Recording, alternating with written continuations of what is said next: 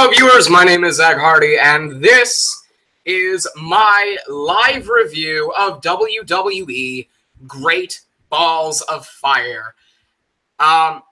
Obviously, I'm going to be taking a look at all of your comments and so on and so forth from the main card, or the entire review at the same time, over Great Balls of Fire. This is going to be... Okay, good. It's working. Sorry. My microphone likes to glitch out sometimes. This is my live review of WWE Great Balls of Fire, the first installment in what is probably expected to be the WWE Great Balls of Fire series slash,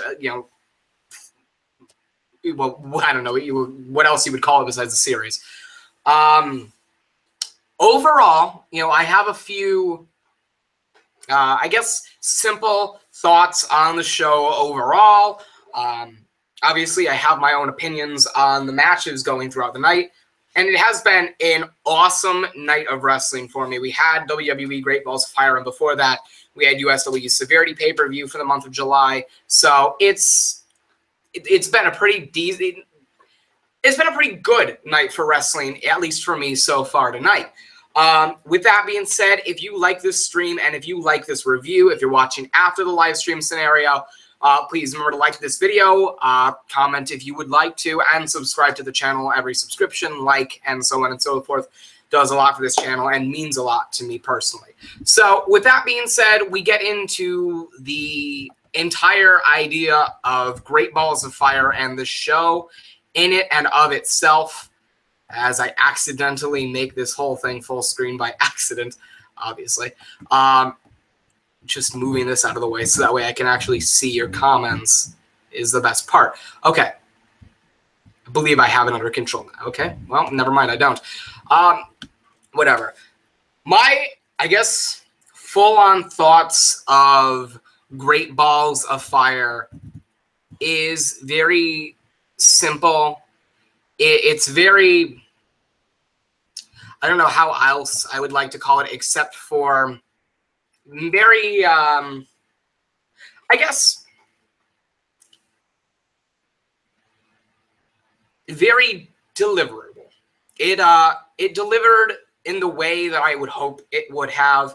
I mean, you had a lot of great matches, wrestling-wise, maybe not storyline-wise, but wrestling-wise on the card that were absolutely either enjoyable or something that you would want to see. So you had Bray Wyatt and Seth Rollins, especially opening up the show. It was a great way to open up the show. You had Sheamus and Cesaro against the Hardy Boys. You had Banks and Bliss, which I will get to as well. And at the same time, you had Strowman and Reigns in an ambulance match, so the specialty kind of makes it a kind of must-see type feel. And Lesnar and Joe was going to be a money-making main event, whether the storyline was there or not. Overall, it was a very good night of wrestling. Great Balls of Fire, in my opinion, delivered match-wise and delivered storyline-wise. Most of the matches told stories. Most of the matches had you kind of second-guessing yourself as to who you thought was going to win and who might actually win. And overall, as much as people like to give it shit for its name, or for the fact that it's a Raw pay-per-view, or that Lesnar was going to be on it for the first time, or that Lesnar had to be on it to give the pay-per-view some sort of notoriety, for as much shit as this pay-per-view got from fans and sometimes from even WWE employees themselves or performers. Is my camera? Okay, I don't know. As much shit as it liked, or as it had gotten, it delivered in many ways. So I think there were some awesome touches that the show had. The matches were very well handled.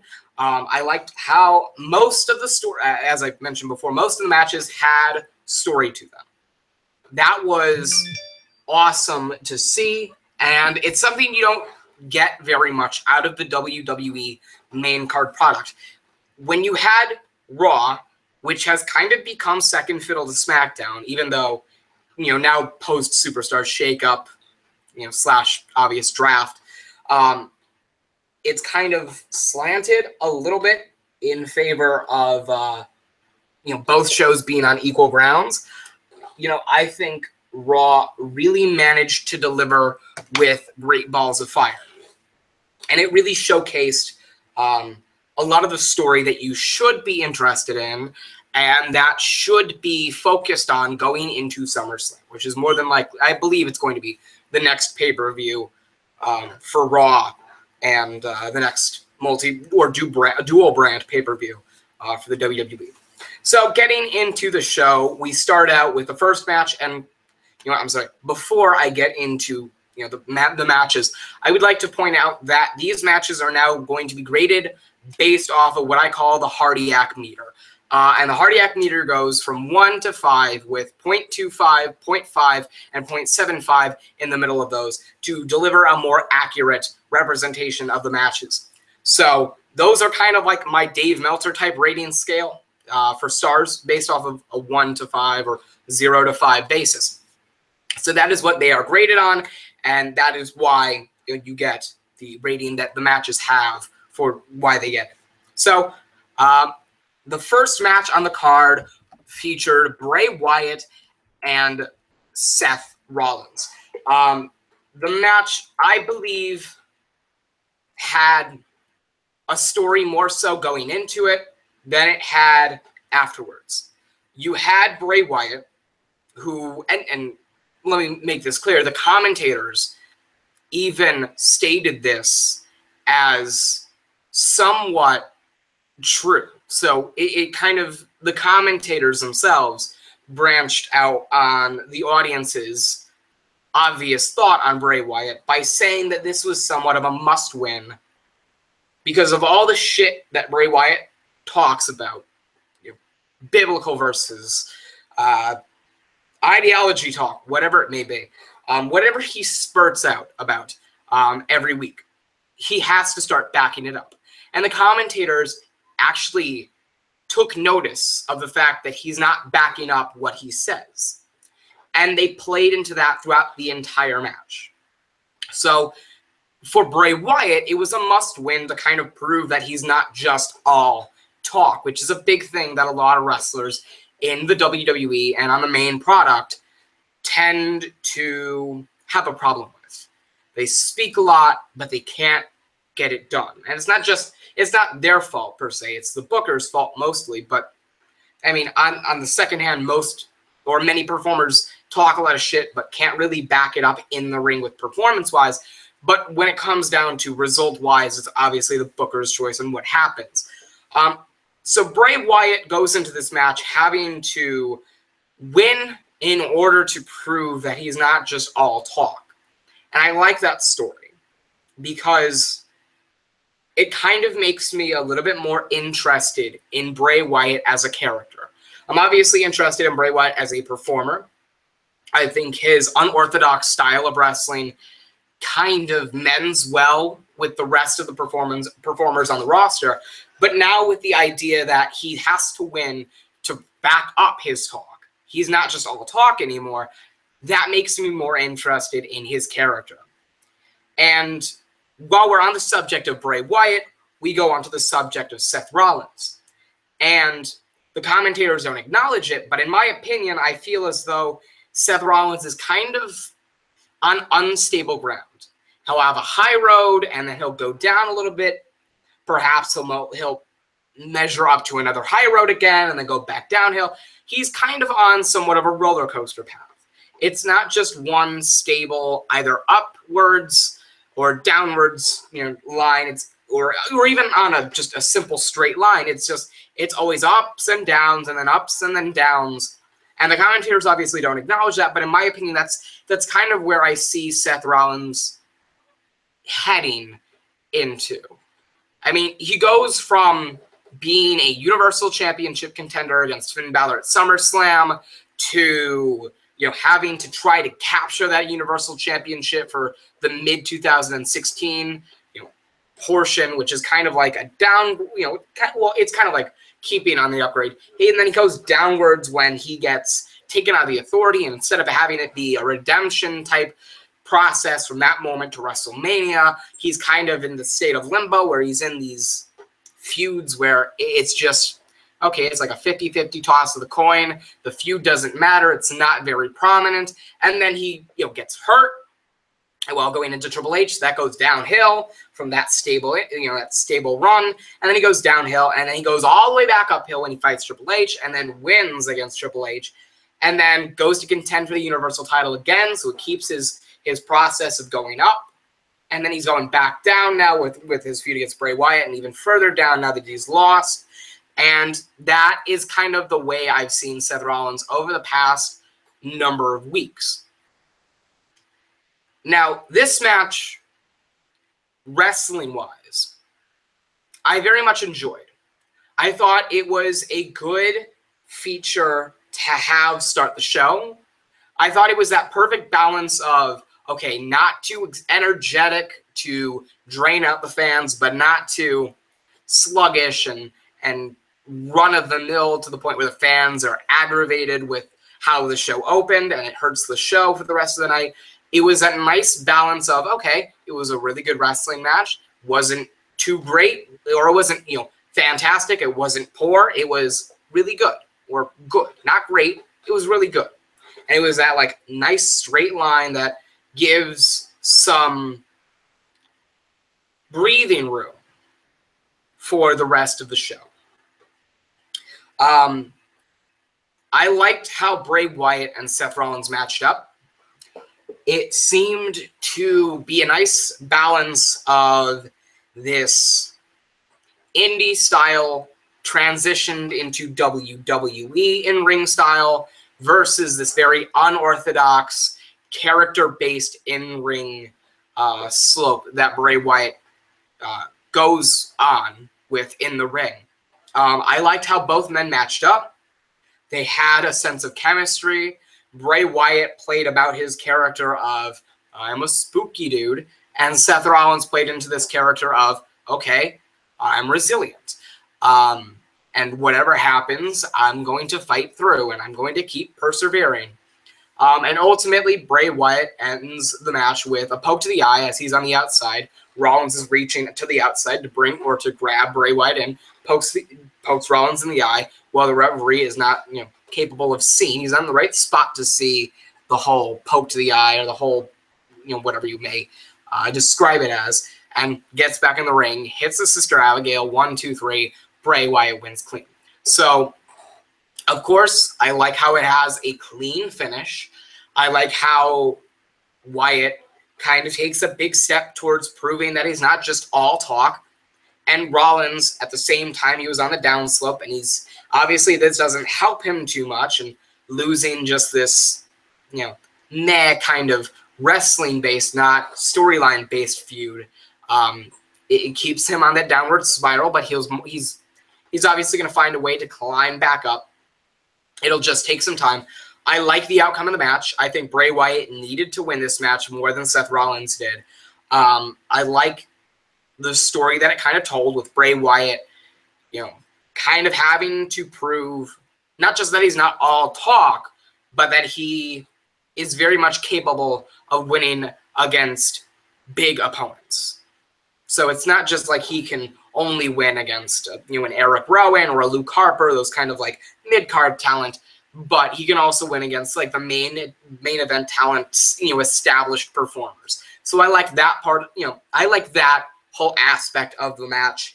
And for that, I will give it 3.75 on the 0 to 5 star meter, or the 0 to 5 star Hardiac meter. So that match is obviously the kickoff match. It starts the show. We push that out of the way. We get a video package for Big Cass versus Enzo Amore. We get into the second match of the night. Enzo Amore walks out first. He obviously cuts his regular promo to start the show. Or before his match, he usually cuts his promo to start before the match starts, before his opponent enters. And I very much, like that idea. You don't see that too often. And he cuts a promo based off of, I think his name is Blue Eyes, If I'm mistaken, please correct me. But off of this singer who wrote a song of this, I believe it was called This Life. I may be wrong. But he quotes specific lines from this song that kind of play into the factor of he was on an upward hill and then he was going down. Then he's going to make his way back up, even though he was on, stable. Like he's just scraping by. He's gonna go back up because he's resilient and he can persevere through anything. I've used both of those words at least twice, but no. I loved the promo. Don't get me wrong. I loved the promo. I think Enzo is one of the best talkers you have, at least on the mic, obviously, on the main roster right now, but even including Raw and SmackDown. I think he quoted the song a little too much. Maybe a line or two could have been, scrapped a little bit. But nevertheless, I loved that he utilized a song and utilized the lyrics of that song to be able to prove a point plot-wise or storyline-wise. He used it to drive home the idea of, yeah, he's small, yeah, he's weak, yes, he's a big mouth, but he's going to get by this. He's going to get by this whole, best friend turns on him, so on and so forth. And I like that.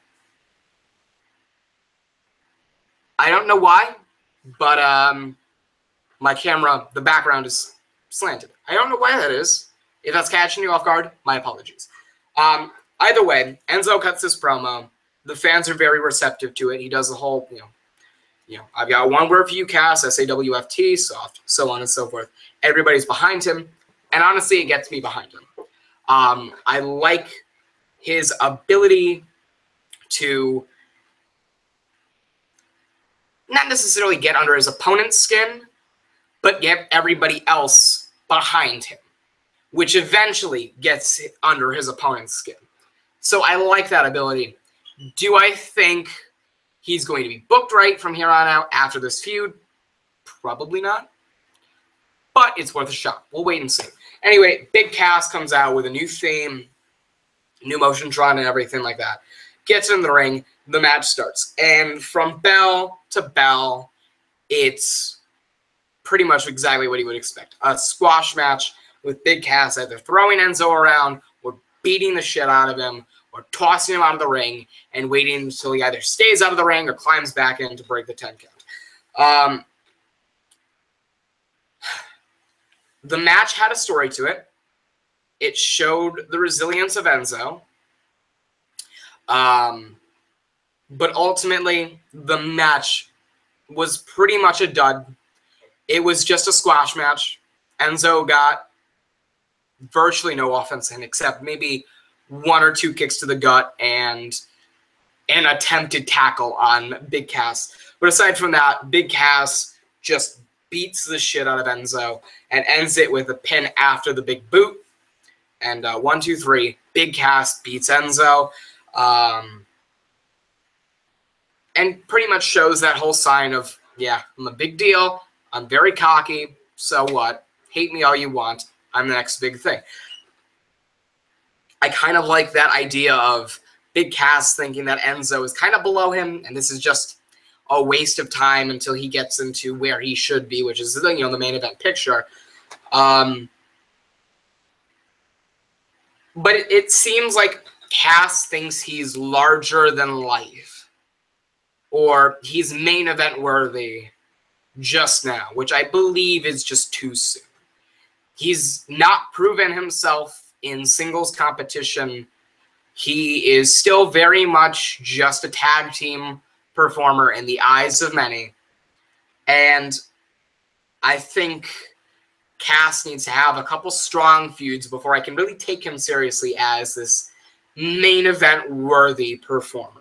But aside from that, the match was pretty much a dud. Any match that's just a one-sided squash match, I'm considering a dud. But Big Cass wins, Enzo loses, and I don't know where you go from here. Perhaps you continue with another match, perhaps with a specialty stipulation. But it's pretty much apparent that Big Cass will more than likely win. So we get into the third match of the night, and it is a 30-minute Iron Man match for the Raw Tag Team Championships. Sheamus and Cesaro defend against Jeff and Matt Hardy, the Hardy Boys. This match, wrestling-wise, rather than or thorough wrestling-wise, rather than just wrestling-wise, was probably the best match of the night. There was stories being told throughout each and every one of the 30 minutes. And it really showed the great technical work between Sheamus and Cesaro. I think it really established Sheamus and Cesaro as worthy title holders for the Raw Tag Team titles.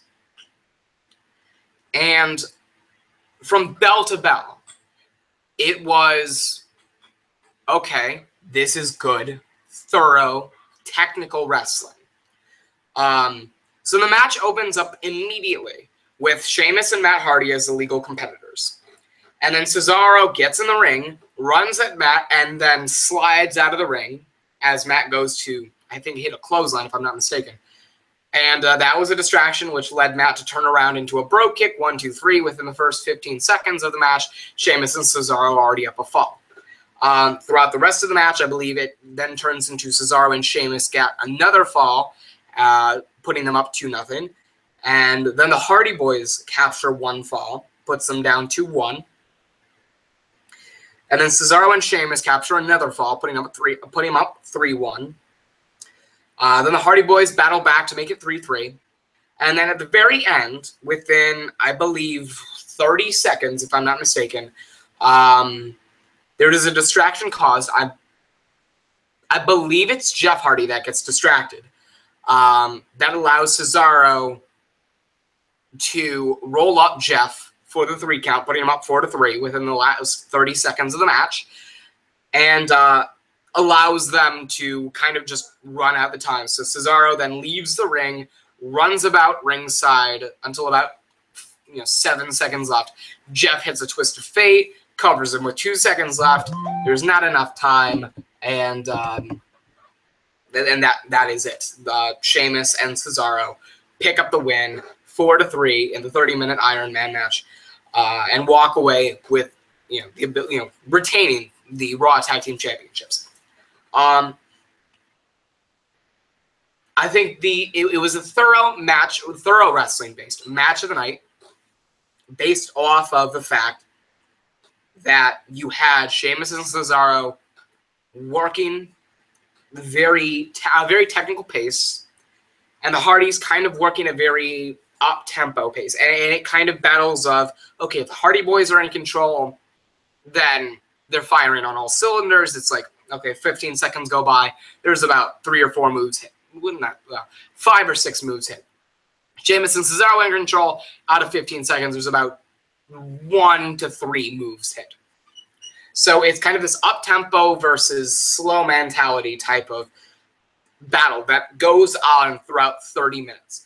I praise both of these guys for being able to work 30 minutes consecutive. It's obviously not like a singles 30-minute Iron Man match where you have to go 30 straight minutes, which is somewhat easy to do if you're conditioned well enough. You can handle in there for 30 minutes. Tag team-wise, it's easier to battle through a 30-minute Iron Man match, but I give both of these competitors props. It's very difficult to go 30 minutes straight. Up-tempo, if you're not conditioned, obviously, it's difficult. But if you are conditioned, to go 30 minutes straight is difficult based off of going on an up-tempo scale. I liked both of their performances. I give it a 4.25 star rating on the Hardiac meter.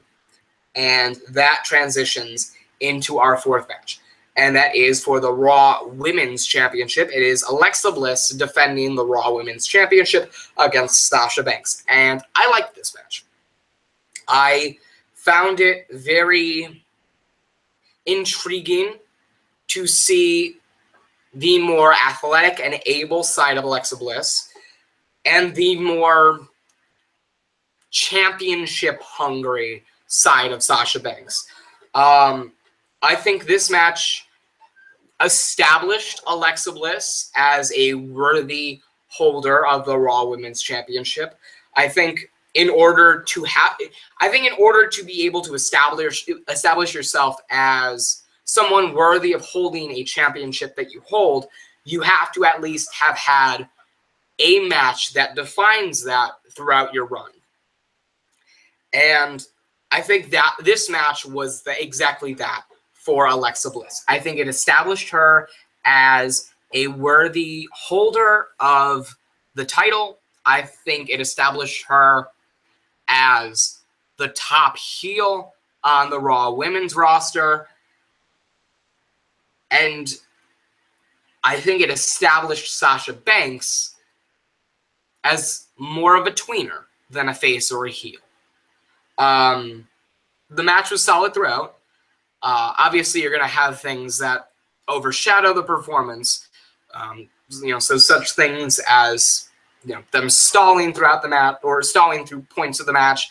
Either of them kind of feigning a weak spot, or not attacking a limb, or wrestling like the guys, or whatever you may see. There are going to be people that will be criticizing the flow of the match. There are going to be people criticizing the moves that they used, the structure of the match. There are people that are going to, even making gifs of, either woman's ass or tits or looks or whatever, you make gif out of a women's match. It's going to see its fair share of criticism because of either its placement on the card or because of the performers in it. But when you see that, it doesn't matter if it's criticizing Sasha Banks for not utilizing her character throughout the match, or criticizing Alexa Bliss for her overuse of her character in the match, or Alexa Bliss's decision to lose via countout and retain the title, or how even Alexa Bliss, and her ass flopping around throughout the match. I don't know. If we're going to be honest, Alexa Bliss,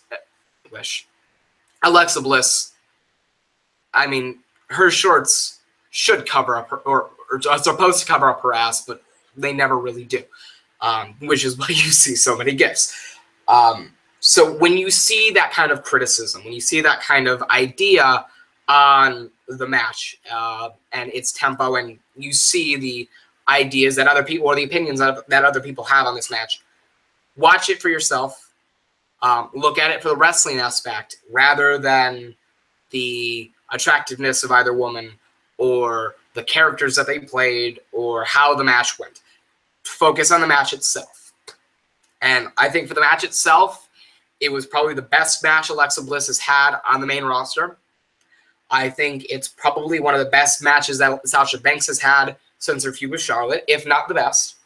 I think it showed great usage of both women when it comes to their character. And ultimately, Alexa Bliss walked away retaining the Women's Championship after losing via countout. So it's obviously a loss via countout, giving Sasha Banks the win, but Alexa Bliss to retain the title. And after the match, Sasha Banks running out of the ring and assaulting Alexa Bliss as she walks up the ramp. Alexa Bliss being tossed into the LED boards. And just for note, you can tell Alexa Bliss is like fucking light as shit, because when she got tossed into the LED boards, they barely fucking budged. Like, if you were to toss, a 5'8" dude who weighs, 175, 180 pounds into an LED board, it's probably gonna, shake it a bit. The board barely even fucking budged for Bliss. So that's how you can tell, where her, frame stands. But afterwards, Alexa Bliss takes off the top of the announcer table, the commentator table at the top of the stage, goes to DDT Sasha through it. Sasha tosses her off the announce table, or the commentator's table, and then hits the double knee from the top of the announcer's table to the ground, below the stage, which kind of shows this kind of heelish mentality for Sasha, but is more of a tweener type of. It gives me more of a tweener type of feel for her and her character going forward. I think this should continue as a feud. Obviously, I think Alexa should walk out on top. But I like this as a starting point for their feud. I think it delivered with a 3.75 star rating on the Hardiac meter. And again, I think it solidified Sasha Banks as a worthy contender, and I think it established Alexa Bliss as a worthy champion. So that's my stance on that match. The fifth match on the card is for the Intercontinental Championship, and it is The Miz defending the Intercontinental Championship against Dean Ambrose. I think this match would have been better off had the Miz-tourage not been at ringside. I think having so many run-ins with Maurice or Bo Dallas or Curtis Axel over the past either couple of weeks or couple of months kind of takes away to future matches. One moment.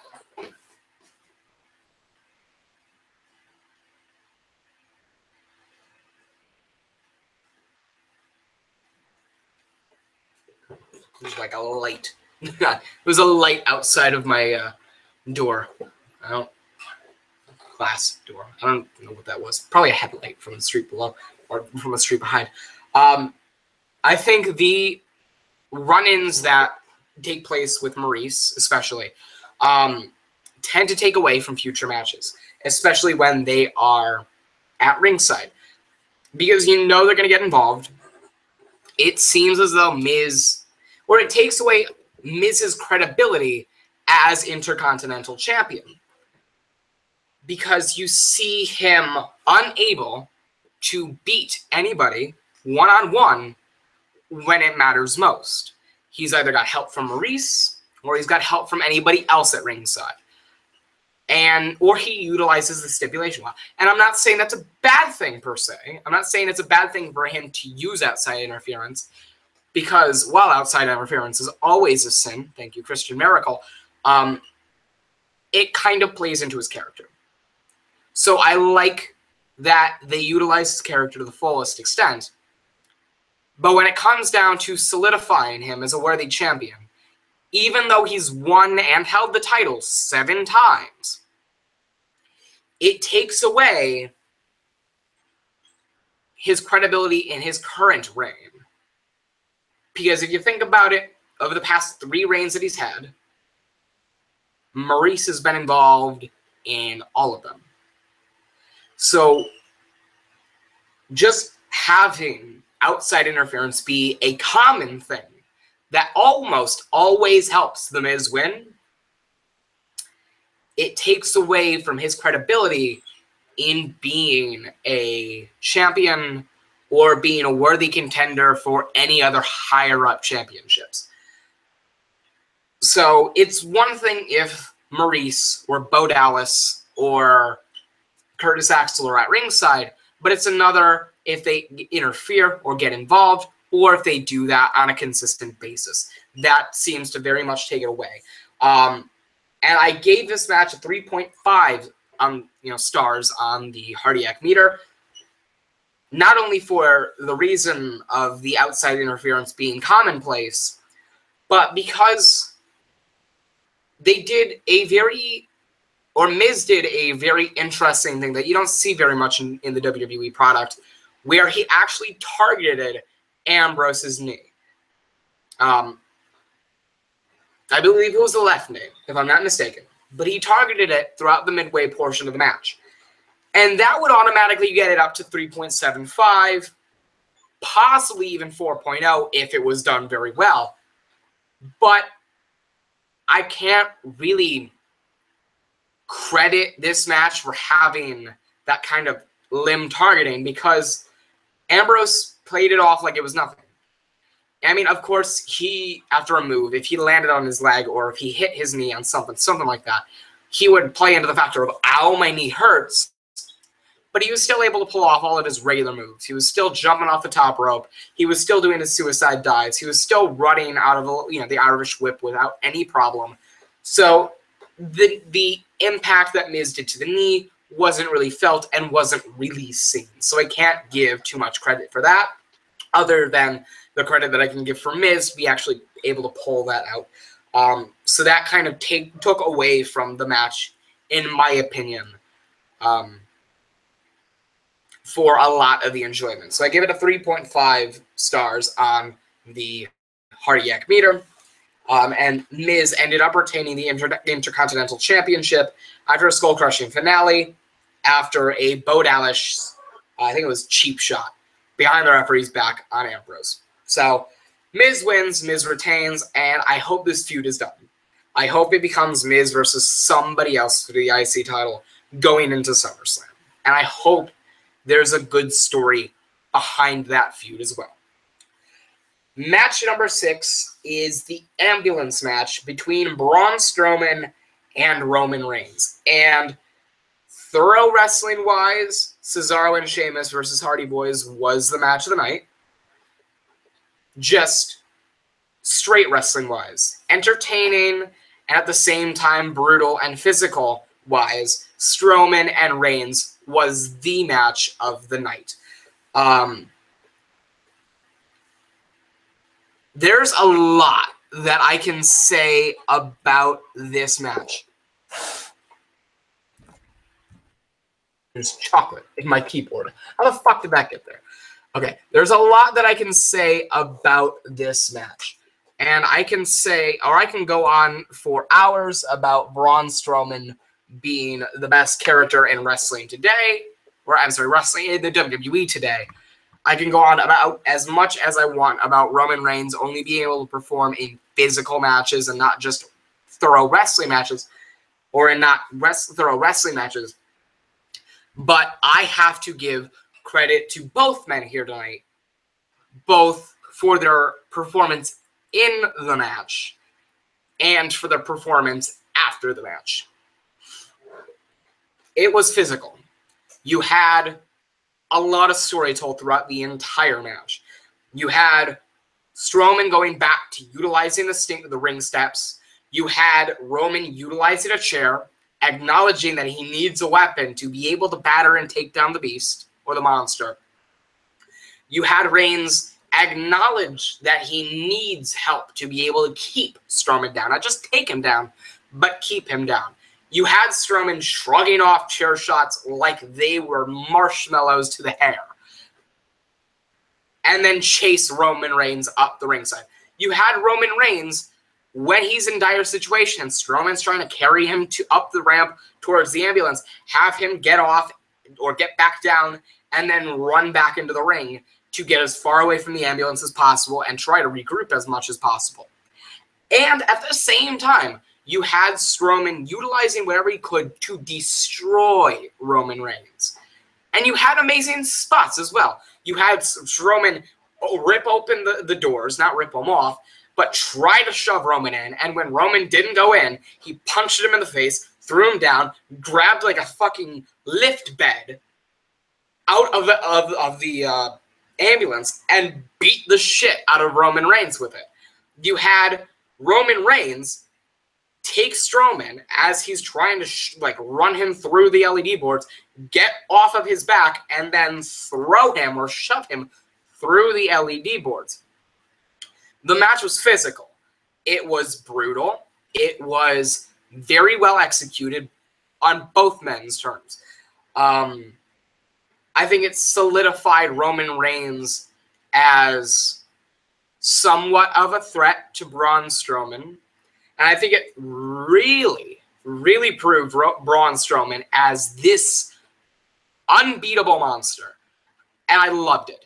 And the ending came about when Roman hit Strowman in the face with one of the barricade lights that they have, and then go for a spear, but accidentally spear himself into the hospital bed, not the hospital bed, the ambulance, and then shut the doors, and Strowman wins.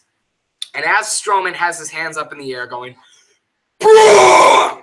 Sorry for the headphone users, Reigns peers out of the doorway and beats the shit out of Strowman, shoves him into the ambulance area, closes the door on him a shit ton, and then tosses him into the back of the ambulance, closes the door, gets in the driver's seat, and pretty much speeds away in the ambulance. I honestly felt very worryful for both of their safety because he bolted out of that curtain. It wasn't like a slow beep, beep. It was like a fucking beep, beep, beep. And just, he went through the curtain and you didn't see him again.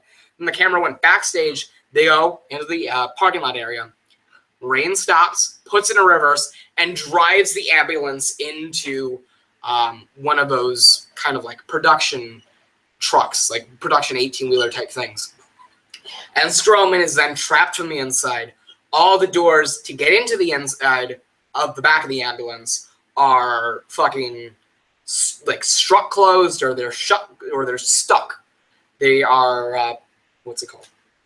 It's called something, but you can't get into the door. So as that goes on, Roman Reigns shows this desperate side of him to just vanquish the beast, and then walks away as everybody's like trying to call 911 and so on and so forth, trying to get into the back of the ambulance with like a crowbar to see if Braun's okay. Kurt Angle appears because it's his show, so he has to take responsibility.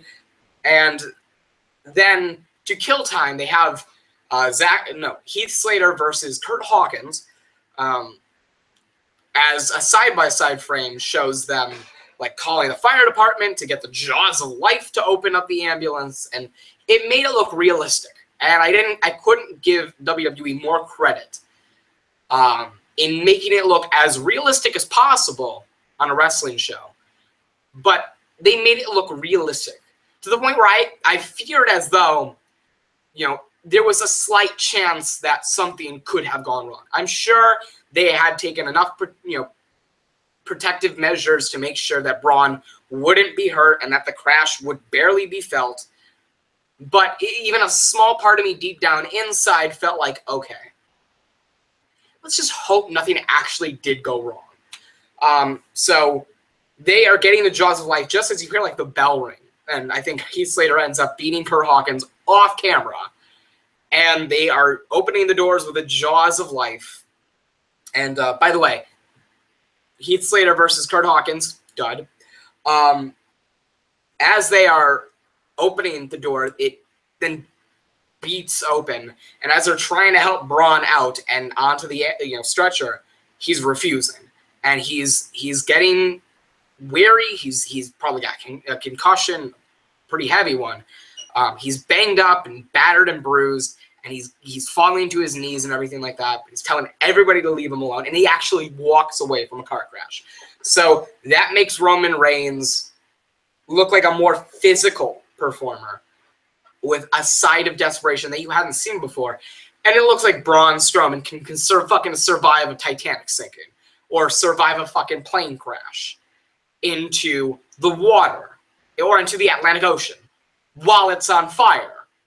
And lava is the water instead of, the actual H2O agua. It makes it look like Lesnar has nothing on Strowman. Like Goldberg has nothing on Strowman. Like Strowman could squash The Undertaker. It makes him look immortal. Like more unkillable than Matt Hardy was. Or even Matt Hardy's vessel today. The match, I really liked it. 4.5 stars on the Hardiac meter. And, yeah, I very much enjoyed this match and watching it from bell to bell. So I like that very much. Match number 7, main event of the evening for the newly returned Universal Championship. We haven't seen that belt in 13 weeks. So about 3 months and a week. So it is Brock Lesnar defending the championship against Samoa Joe. And I liked the match. I can't give it too high of a rating because there was not enough story told. It was just a fight. And in wrestling, I like seeing those fights from time to time. And while I could let this match pass, I can't bring it within me to pass this match into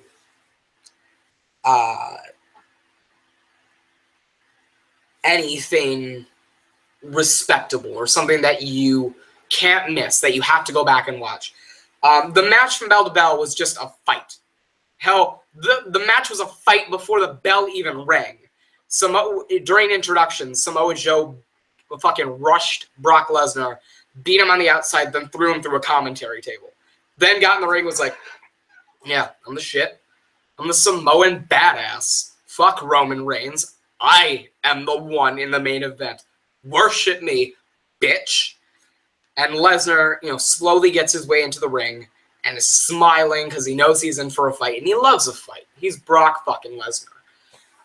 And the match from bell to bell is either Lesnar taking control, and then Joe taking control, then Brock with a couple German suplexes, then Joe taking control, then a few more German suplexes from Brock, then Joe with the coquina clutch, and then Lesnar with the counter, and then the F5, and then the 1, 2, 3, and Brock Lesnar retains the Universal Championship against Samoa Joe with one F5. Fine with that, but in a brutal kind of slug fight type thing. And then that's pretty much that. Brock Lesnar walks away after about a 6 to 8 minute long match for the Universal title, retains the title. Joe is angry and annoyed in the ring as Lesnar walks up the ramp, a retained champion.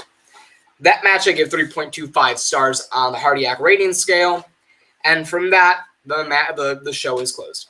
So, WWE Great Balls of Fire 2017. I loved the matches. The matches were great. I loved the stories being told. The commentary, as always, needed a little bit of work. But aside from that, it was a great wrestling show. For $10, would I buy the WWE Network to see this show? Yeah, I would say $10. I would say Great Balls of Fire is worth $10. I'd say it's worth $20. I don't think it's worth $60, but I think 20 at the most is where I would cut it off. So Great Balls of Fire, I think, was a good show, worthy of $10. And a rating on a scale of 0 to 5, I will give it 3.75 stars out of 5. So with that being said, you have my honest opinion and review on WWE Great Balls of Fire 2017.